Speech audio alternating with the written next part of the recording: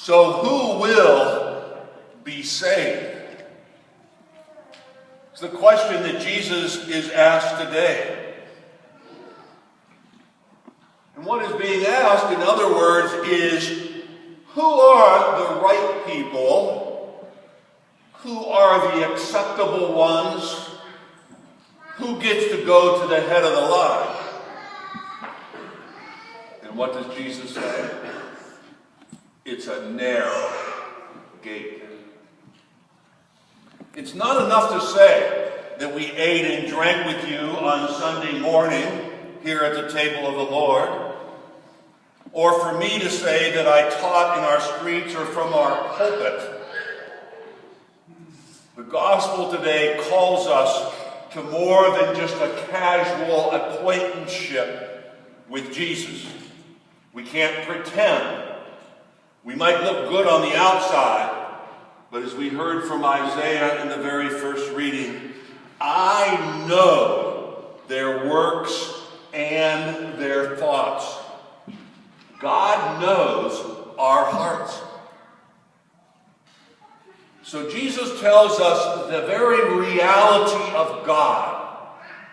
God's love, God's salvation, God's mercy, God's forgiveness has to touch our lives.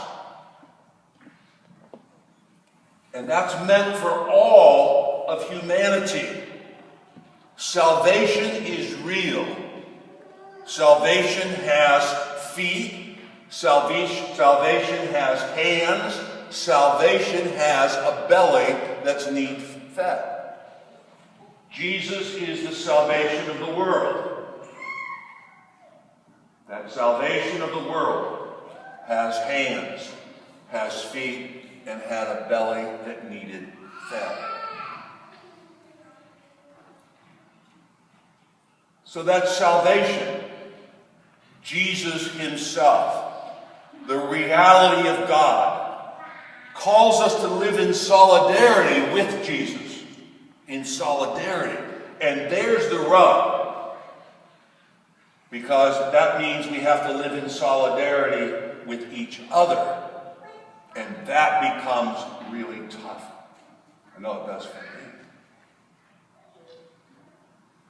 We remember the first reading again. We heard God say through Isaiah, I will set a sign among them. Now where is that sign? Who is that sign?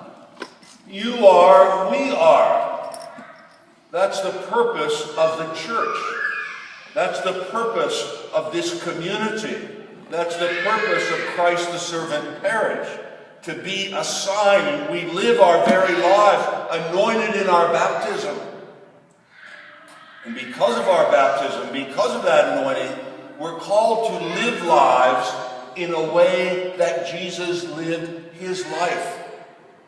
We're called to be that sign of God's love, of God's mercy, God's forgiveness, God's care, and to allow that to touch the four corners of this earth, the street corners of every city, of those at the end of the line in some of the corners of the world, the poor, the voiceless in our communities, maybe even the little boy in Aleppo, Syria, caught in the violence of that corner of the world.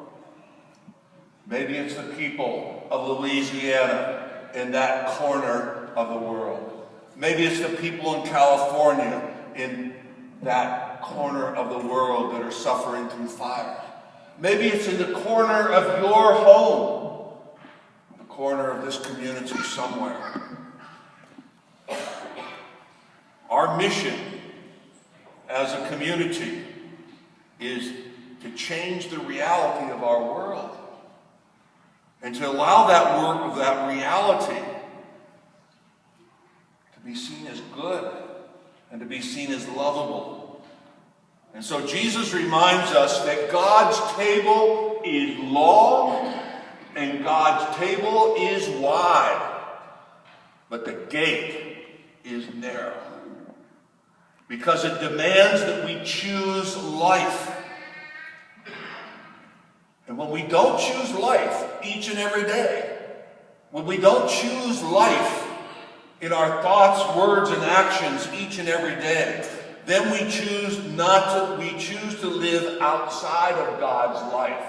And you know what living outside of God's life is called? Hell. That's called hell. That little boy is living in hell. His brother died yesterday. The people in Louisiana that are homeless are living in hell. Hell is very real. And so God's love has to surround all of us each and every day.